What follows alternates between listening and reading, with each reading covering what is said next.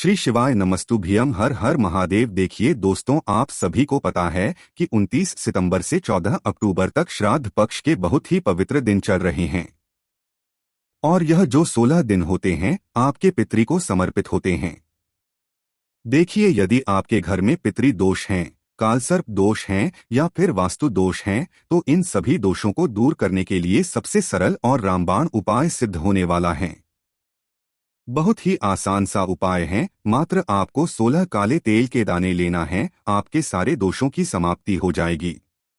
देखिए, कई लोगों दोष के बारे में जानकारी नहीं है, तो पूज्य गुरुजी ने अपनी कथाओं में बताया है कि यदि रात में सोते समय अचानक से आपकी नींद खुल जाती है या फिर आपके घर में कोई भी ऐसा बच्चा है जो रात में अचानक से उठ खड़ा होता है, उसे बहुत अधिक भूख लगती है और वो भूखा ही सो जाता है और प्यास लगती है, तो समझ जाना कि आपके घर में पितरी दोष है। अगर आपकी जो बीमारियां हैं घर से समाप्त ही नहीं हो रही है, तो समझ जाना कि आपके घर में पितरी दोष है। साथ ही साथ यदि आपकी आमदनी 100 रुपये है, खर्चा 200 रुपये का हो रहा है, तब भी जाना कि आपके घर में पितरी दोष है। या फिर यदि आपके किसी भी कार्य में अड़चने उत्पन्न हो रही है, घर में किसी भी व्यक्ति की तरक्की नहीं हो पा रही है, तो समझ जाना कि आपके घर में पितरी दोष है।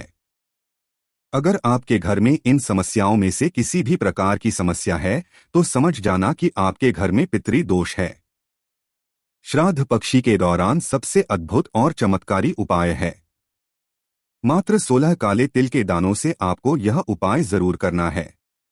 पूज्य गुरु जी की कथा को सुन करके और समझ करके ही आपको समझाने का प्रयास करूंगा, लेकिन उससे पहले आप सभी से निवेदन है कि चैनल को सब्सक्राइब करके कमेंट में ओम पितृ देवताएं नमः जरूर लिखें।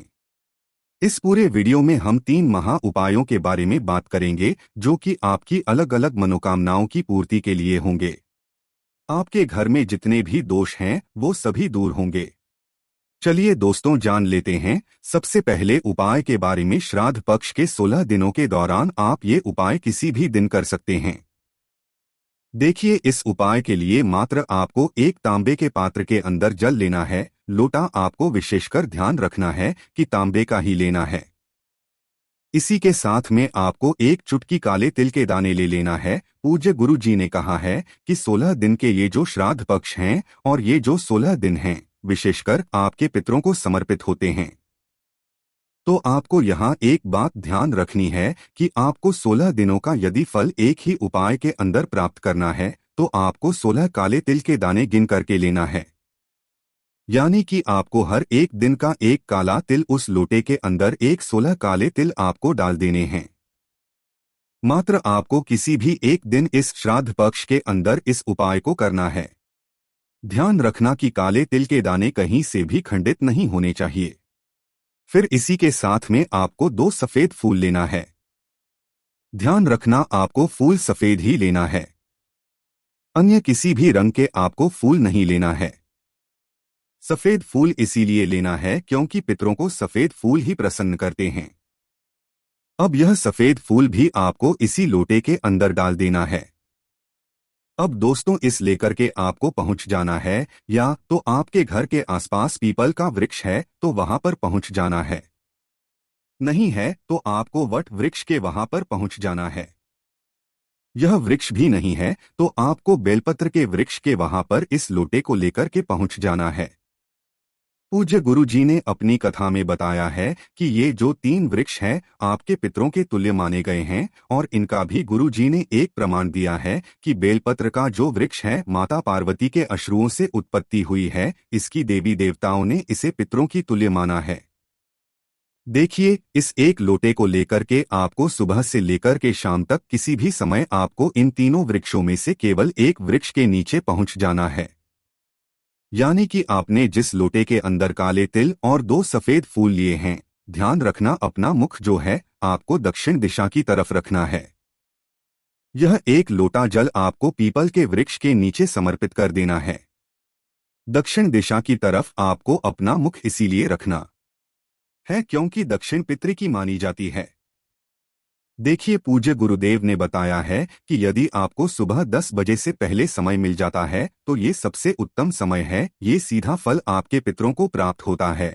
और आपके जो पितरी हैं आपसे बहुत ही अधिक प्रसन्न होते हैं और आपको आशीर्वाद देकर के जाते हैं, और आपके जो पितृ दोष है उनसे आपको मुक्ति मिलती है। अब दोस्तों हम जान लेते हैं दूसरे विशेष उपाय के बारे में। देखिए, जब भी आप पितृ के लिए भोग लगाते हैं तो उसका भी एक क्रम है, एक नियम होता है। श्राद्ध पक्ष के आपको एक भी गलती नहीं करनी है। श्राद्ध पक्ष की एक गलती आपके पितृ को नाराज कर सकती है। पितृ अगर प्रसन्न होते हैं तो आपको बहुत ही अधिक आशीर्वाद देकर के जाते हैं, और अगर नाराज होते हैं तो आपको बद्दुआ भी देकर के जाते हैं, जो सीधा आपके परिवार में लगती है और आपके परिवार की उन्नति ही नहीं हो पाती है। दोस्तों, सबसे ज्यादा जो पितृपक्ष में श्राद्ध पक्ष में जो महत्वपूर्ण माना जाता है, देखिए यह जो कुशा है आपको सुखी हुई किसी भी मार्केट की दुकान पर प्राप्त हो जाएगी या फिर पूजन सामग्री की दुकान पर आपको ये आसानी से मिल जाएगी। तो पितृपक्ष के दौरान इसका बहुत ही अधिक महत्व होता है। यदि आपको ये मिल जाती है तो बहुत इसका महत्व होता है। अगर नहीं मिल पाती है तो आप इसके स्थान पर दूर्वा घास भी ले सकते हैं। देखिए, इस उपाय के लिए आप 16 दूर्वा घास ले सकते हैं। 16 दूर्वा घास इसीलिए लेनी है क्योंकि श्राद्ध पक्ष में 16 चीजों का बहुत ही ज्यादा महत्व माना जाता है। यदि आपको दूर्वा घास और कुशा घास दोनों में से किसी भी प्रकार की अगर मिल तो आपको इसे मोली के धागे से बांध लेना है। देखिए, यदि आपने कुशा घास लिए तो उसे आपको मौली से बांध लेना है। यदि आपने दूर्वा घास लिए तो एक घास आपको एक्स्ट्रा ले लेनी है और उसी दूर्वा घास से आपको दूर्वा घास का बंडल बनाना है। ठीक है दोस्तों, साथ में आपको एक लोटा शुद्ध जल लेना है तांबे के पात्र के अंदर। देखिए, इस जल के अंदर आपको मात्र 2 से 4 बूंदें गंगा जल की डालना है। अब इसी के अंदर आपको गाय माता का कच्चा दूध भी मिलाना होगा। 2 से 4 बूंदें ही आपको कच्चे दूध की मिलानी है। इसी के अंदर आपको 1 चम्मच शक्कर का भूरा मिलाना है। इसी लोटे के अंदर आपको 1 चुटकी काले तिल भी मिलाना होगा और साथ में आपको 1 चुटकी जौ भी मिलानी है, जो होती है आपके सीधे पितरों को समर्पित होती है।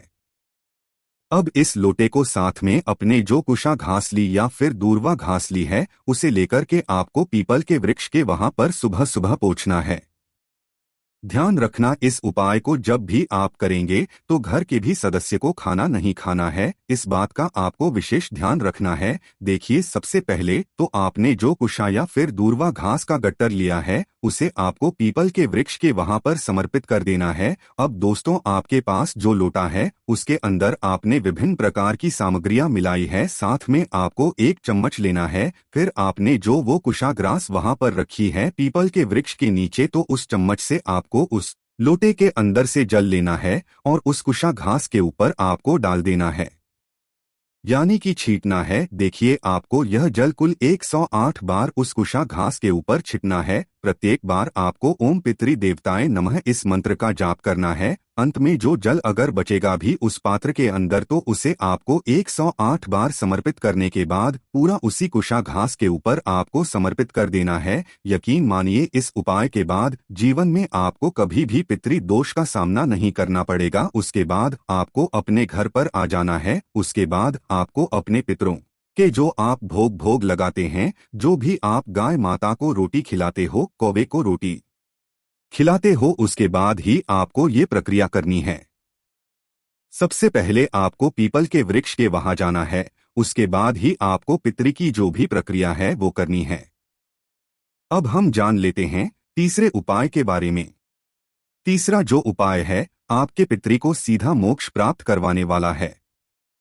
अगर आपको यकीन नहीं है तो गुरु जी की जो हैदराबाद की कथा है वो आपको सुन लेनी है। अगर आपके जीवन में बहुत ही ज्यादा समस्याएं आपके जीवन में चल रही है तो यह उपाय आपके पितृदोष को जन्मों जन्मांतर के लिए समाप्त कर देगा। तो पितृपक्ष के दौरान आपको 16 दिन में ये उपाय किसी भी दिन कर लेना है। तो आपको 1 चावल का दाना यानी कि अक्षत का दाना लेना है, जो कहीं से भी टूटा हुआ या फिर खंडित नहीं होना चाहिए। इसे आपको रखना होगा अपने दाहिने हाथ यानी कि सीधे हाथ की हथेली पर अब आपके घर में जहाँ कहीं भी पानी पीने का स्थान, जहाँ कहीं भी मटका रखा होता है, वहाँ पर आपको इस चावल के दाने को लेकर के जाना है और वहाँ पर खड़े होकर के आपको सुदा सुदा सुदा इस नाम का 5 बार जाप करना है। देखिए, आपको अपना हाथ जो है आपके घर के जो मटका होता है उससे इस टच करवाना है और तभी आपको यह 5 बार सुदा नाम का स्मरण करना है। आपको अपना मुख दक्षिणी दिशा में रखना है। सुधा कौन है? माता पार्वती की नानी और वह पितृलोक में रहती है, इसलिए आपको 5 बार सुधा सुधा सुधा इस नाम का करना है। अब एक चावल का दाना और एक लोटा जल लेकर के पहुंच जाना है। आपको महादेव के मंदिर में आपको दक्षिण दिशा की तरफ अपना मुख करना है। आपको अपने पितरी का करना है और ये जो एक लोटा जल है इसे आपको धीरे धीरे शिवलिंग पर समर्पित कर देना है। जो आपके पास एक चावल का दाना है उसे भी समर्पित कर देना है। शिवलिंग पर पितृपक्ष में ये उपाय जरूर करके देखना है। आपका जो पुराने से पुराना पितृ दोष है वह भी दूर होगा। तो इस प्रकार से आज की इस वीडियो में पितृदोष को दूर करने के लिए 3 चमत्कारी हमने बताए हैं। जो भी उपाय आपके लिए उचित और सरल हो उसे आप कर सकते हैं। श्री शिवाय नमस्तुभ्यम। हर हर महादेव।